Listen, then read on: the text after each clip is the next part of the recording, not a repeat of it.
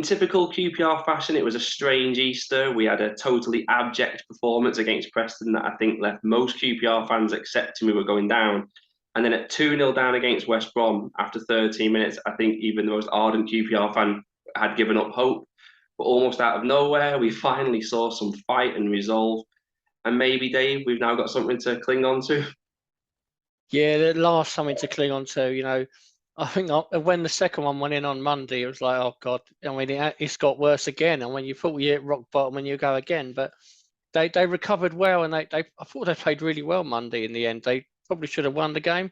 Been disappointed not to, but you take a point given how we started.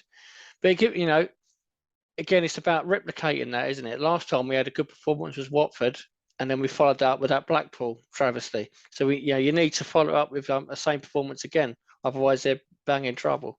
Yeah, we have to be careful how positive we get, because you're right. Last time we had any kind of positive performance, we got beat 6-1. And we have to remind ourselves as well that we're still 5 games without a win. It was only a draw.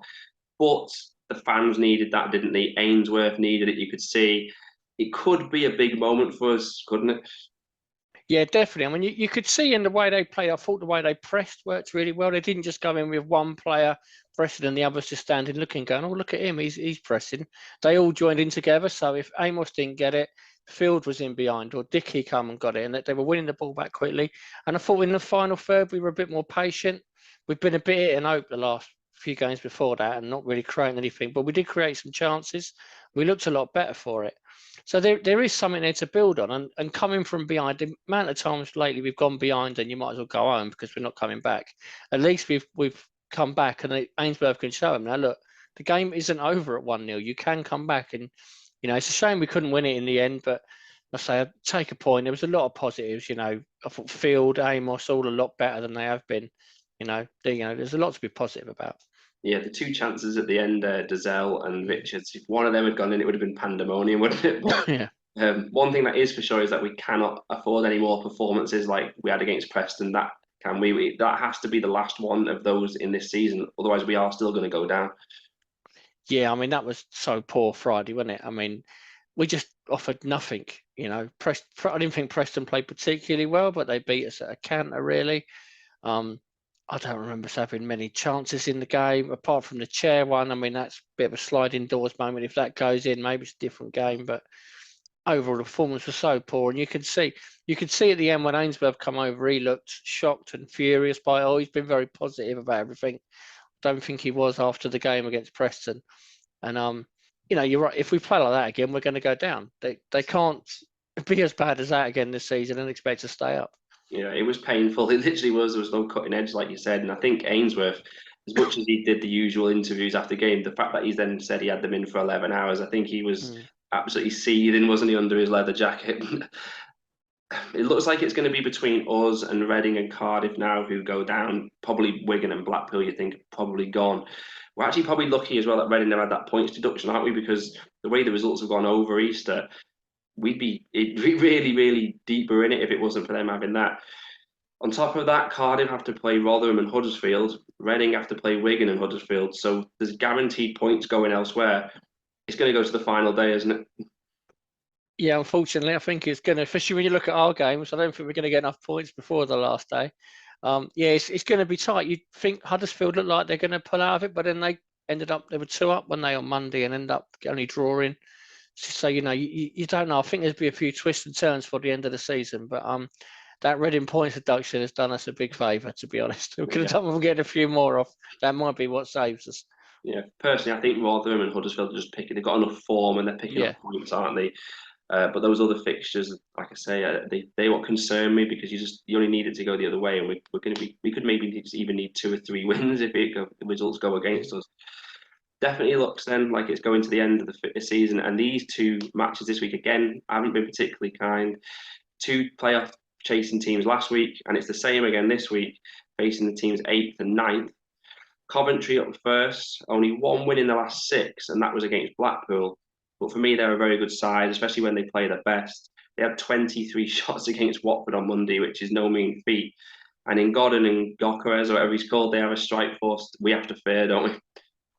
Oh yeah, I mean, up at their place early in the season, they them front two absolutely rips us to pieces, and you know, we're not exactly great at the back. Although we got the point Monday, we still give away quite a few chances again. Yeah, it's a tough game. You'd think Coventry are probably just a bit too far from the playoffs now. They've had a bit of dodgy form lately, haven't they? So, you know, it's a mid-table team you're playing. We've got to look to win that game, really. That's the one I think we've got to aim to win. They haven't got a great deal to play for, but if we're below that level of performance at West Brom, we'll lose because we're not very good, unfortunately. Yeah. You know. Yeah, we have to be on our game, otherwise we're just going to get battered, aren't we? It's just unfortunately the way it's gone. And we can't be picky with the fixtures. We've only got 5 left. We just have to get points somewhere. Norwich as well, then in midweek, another home game. But they've, just like Coventry, only won 1 of the last 6.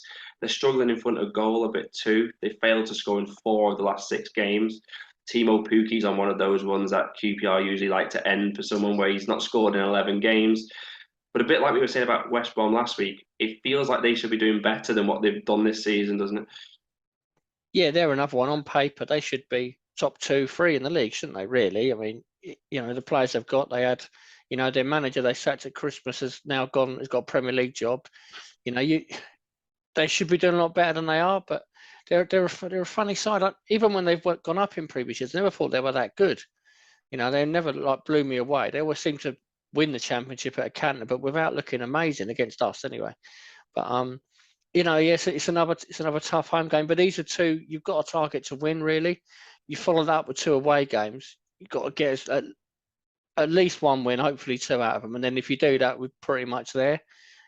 I don't want to leave it to that last game. Yeah, do you know what? It's only really talking about it now. Maybe some people listening to us are going to realise it as well. Quite how close we are to the end of the season. It really is running out of time. QPR then, like we said, despite it being an important point against West Brom, we do have to say it's only 2 wins in 26 league and cup games now.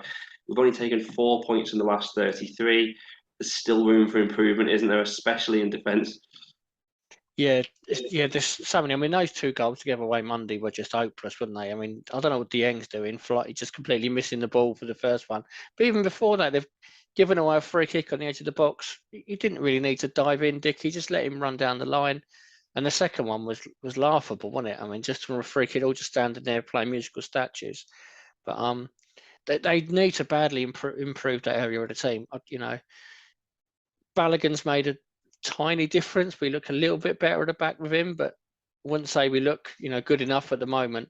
And you know, they're gonna need clean sheets because we don't have that many goals in us. So you know, you can't concede 2 goals every game and expect to win anything. Yeah, it's mainly set pieces, though, isn't it? In open play, we actually didn't do too bad against West Brom. They did still have a few chances, but like you say, that second goal, how no one spotted that they had like an overload of 3 men on that side was just bizarre. And obviously, it was 4-4-2. You mentioned it before against West Brom. When you think you've seen it all, we end up with Jimmy Dunn at right back. Do you think he's going to go with the same again because of that improved performance overall, or because do you think Laird might come back in and switch to the 5? Where do you stand? Yeah, potentially. I thought it was interesting that there wasn't a single lone player playing on Monday, especially after he said they had that 11-hour meeting and training session. You think he's had enough of the loans. Thought, you know, Laird didn't have the best of games against Preston, so I'm not too sure he could trust him. Dunn did okay at right back, didn't he? I don't think he's the answer there long term, but I suppose if Kakai's out as well, he's really limited with options. I think he'll probably go similar. I think he'll probably go 4-4-2 again. The only change might be maybe Willock in for Adoma, but I don't know if Willock's that suited to her as a right winger, so maybe it'd be the same again. Yeah, the problem with Willock is because he floats about you, then leaving the fullback massively exposed, aren't you? We'll see what they do. As well, Lyndon Dykes scored, and that means after 5 months, I've finally got to update the QPR top scorer stat that's on your screen. It's changed from a 6 to a 7. But joking aside, he was excellent, wasn't he? And it's just a shame we don't get that every week.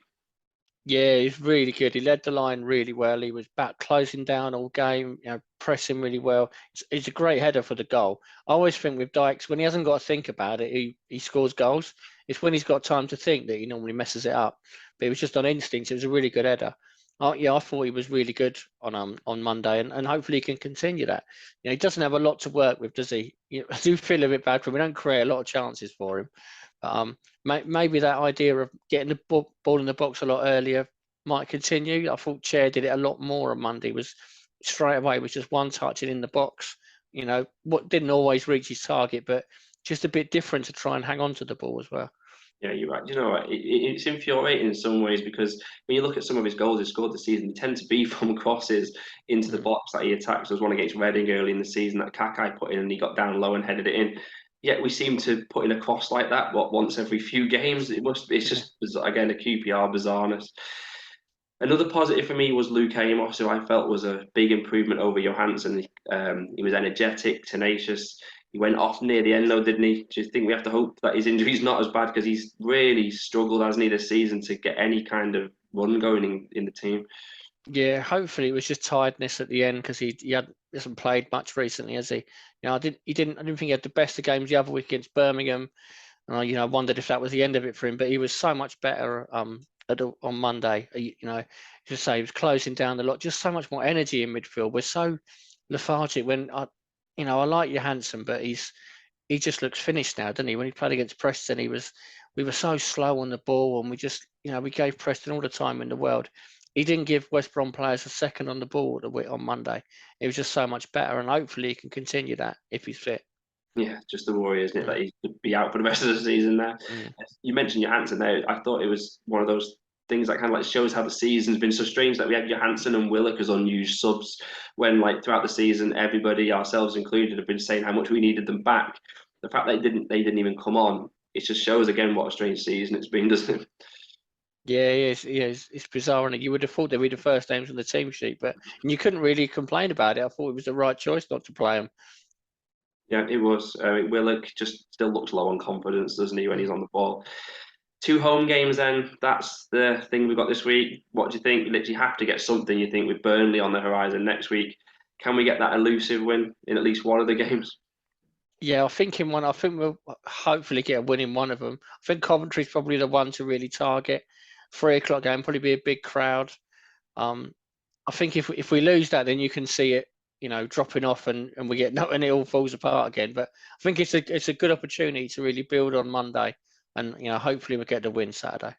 Yeah, I mean, Reading play Burnley as well, so this could be a chance if we can play the right way. We could be 5 points clear of them, and that puts even more pressure on their remaining matches. So it could be a big few days.